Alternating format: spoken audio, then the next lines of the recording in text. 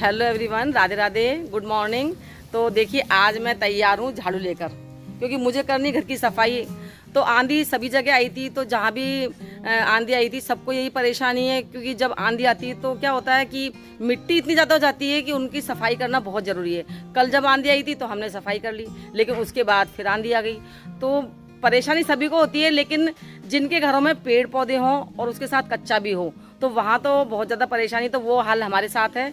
और देखिए हमारे यहाँ जो कितना कच्चा है, आप लोगों को दिखाती हूँ, पूरा कच्चा है, पेड़ पौधे बहुत ज़्यादा हैं। लेकिन उसके साथ जब कच्चा होता है और बहुत ज़्यादा पेड़ पौधों के, इस समय चल रहा है पतझड़, तो जब पतझड़ होता है ना तो बहुत ज़्यादा पत्ते झड़ते हैं और उनको साफ़ करना बहुत ज़्यादा मुश्किल होता है। जिन घरों में जैसे कच्चा नहीं होता वहाँ तो फिर भी सफाई होती है, लेकिन हमारे यहाँ देखिए पूरी ये किस तरह से, तो इनमें जो है ना पत्ते इस तरह से फंस जाते हैं कि उनको निकालना हमारे लिए बहुत मुश्किल हो जाता है। लेकिन फिर भी सफाई तो करनी है, क्योंकि घर को साफ़ करना है। तो वैसे मैं आज सुबह थोड़ा देर से उठी थी, क्योंकि मेरी तबीयत थोड़ी ख़राब थी। उसके बाद मैंने उठकर भरा पानी, और पानी भरने के बाद जब मैंने देखा कि कितनी गंदगी फैली हुई है, चारों तरफ पत्ते पत्ते हो रहे हैं, तो फिर पहले मैंने अंदर की सफाई, क्योंकि अंदर भी बहुत ज़्यादा मिट्टी और गंदगी हो गई थी, तो पहले अंदर की पूरी सफाई करके मैं आई हूँ। और अब मैं करूँगी बाहर की सफाई। तो बाहर की सफाई करने में मुझे बहुत अधिक समय लगेगा, क्योंकि पूरे चारों तरफ की सफाई करनी है। तो देखिए मैं सबसे पहले जो धूप वाला एरिया ना उसको साफ़ कर लेती हूँ, क्योंकि क्या उसको साफ़ करने में मुझे बहुत समय लगेगा, क्योंकि इनमें जो पत्ते होते हैं वो फंस जाते हैं, उनको निकालने में समय ज़्यादा लगता है।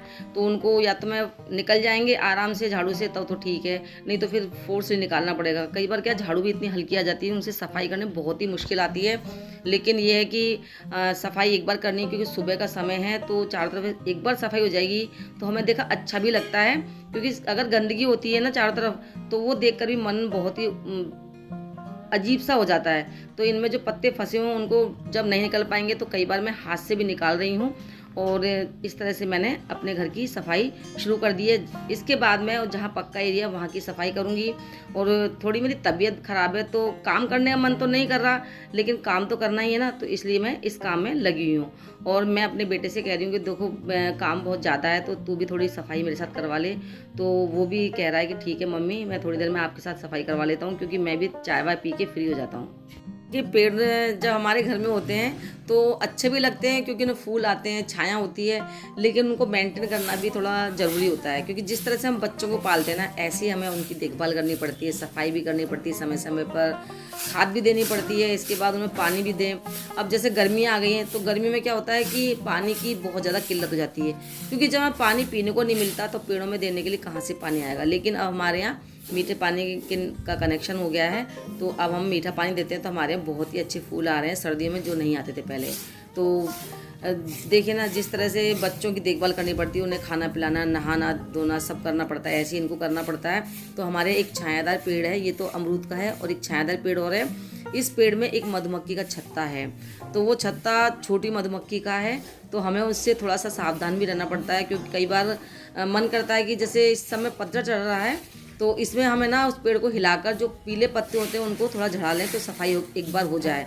लेकिन फिर मधुमक्खी को के छत्ते को देखकर लगता है ओहो, यहाँ तो इतना बड़ा छत्ता है, इसको हिलाना बहुत ही मुश्किल है। तो फिर उसको देखकर हम नहीं इस काम को करते। और ये देखिए कितना बड़ा छत्ता है मधुमक्खी का हमारे यहाँ, लेकिन हम इसे छेड़ते भी नहीं है। बहुतों ने हमसे कहा कि इस छत्ते को तुम है ना में से शहद निकाल लो, लेकिन कितना शहद निकलेगा? क्योंकि मैंने सुन रखा है कि अगर एक मधुमक्खी के छत्ते को हम तोड़ते हैं, उसमें से शहद निकालते हैं उड़ाकर, तो एक पूरे गांव को उजाड़ने जितना हमें दोष लगता है। तो मैं इस दोष को नहीं लेना चाहती, और कोई बात नहीं, जैसे हम रह रहे हैं वो भी रह रहे हैं, और हम उन्हें छेड़ेंगे नहीं। तो ये देखिए हमारे बगिया में कितने सुंदर सुंदर फूल लगे हुए हैं, कि देखने में जितने सुंदर लगते हैं। और हमारे यहाँ जो है ना, हमारे आसपास के जो लोग हैं वो आकर सुबह सुबह फूल ले जाते हैं, तो भगवान पर पूजा के लिए। तो मैं उन्हें मना नहीं करती, लेकिन कई बार क्या होता है कि बहुत ज़्यादा हो जाता है कि एक फूल लेने आते हैं, 2 फूल लेने आते हैं, और पूरे समझो बगिया को उजाड़ कर चले जाते हैं। तो अब हमारे यहाँ घर में क्या मिनी है, तो मिनी की वजह से हमारे यहाँ बहुत से लोग नहीं आते हैं। इस तरह से हमारे यहाँ के घर के फूल बच जाते हैं।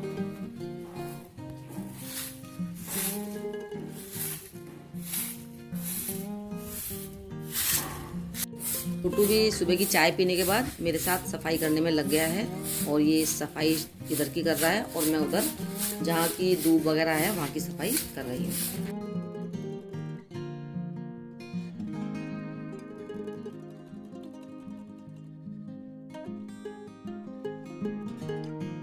करने में हम दोनों लगे हुए थे, तभी जो रवि है वो नहा कर आया, और जब तक वो नहीं नहाए तब तक तो कुछ नहीं, लेकिन जैसे ही वो नहा के आता उससे कुछ ना कुछ खाने को चाहिए, तो बोला मम्मी कुछ बना दो खाने के लिए। तो छोटू को भी भूख लग गई थी, तो बोला कि मम्मी ऐसा करो पोहे बना लेते हैं।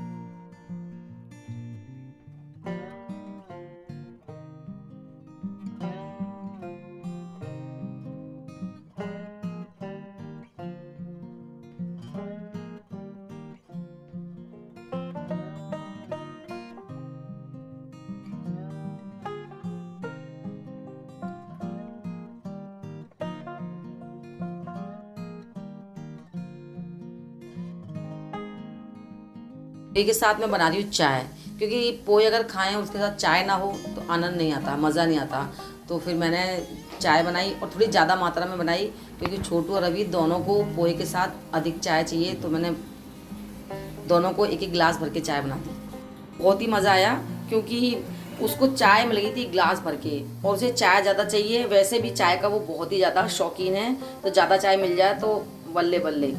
और उसके बाद मैं पहुंच गई ऊपर की सफाई करने, क्योंकि ऊपर का जो पोर्शन है वो हमने किराए से नहीं दिया, वो खाली है, तो उसकी सफाई भी मुझे करनी है। तो मैं फिर ऊपर जाकर सफाई करने लगी।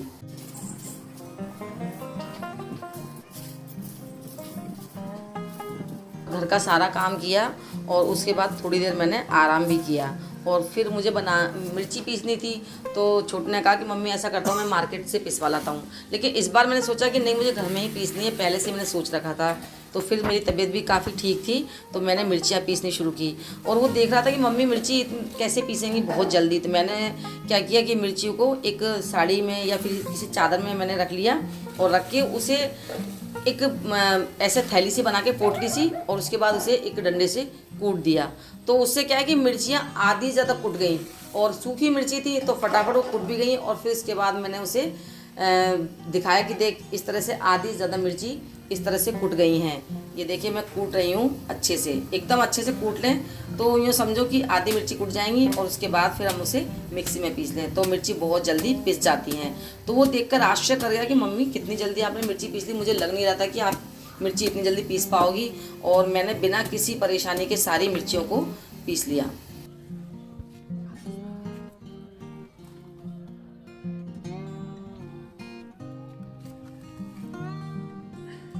मिक्सी में पीसा तो इसमें ऊपर से मैंने थोड़ा सा 1 चम्मच के करीब तेल डाल दिया। जब मिक्सी में पीसा तो बिल्कुल भी धांस नहीं हुई, और मुझे किसी तरह की कोई परेशानी महसूस नहीं हुई। मैंने पूरी मिर्चियों को बहुत ही आसानी से पीस लिया। तो देखिए हमारी मिर्ची कितनी बढ़िया पिस गई हैं। तो आप भी इस तरह से मिर्ची पीसें घर पर ही, और जहाँ तक हो सके संभव मसाला घर पर ही पीसें, क्योंकि घर के जो पीसे मसाले होते हैं वो हमारे लिए बहुत ही बढ़िया रहते हैं, क्योंकि बाहर के जो मसाले आते हैं उनमें बहुत मिलावट आती है। तो हम कोशिश करें कि घर में मसाला पीसें। हमारी वीडियो अगर आपको पसंद आए तो इसे लाइक करें और शेयर करें, और चैनल पर नए हों तो सब्सक्राइब करें।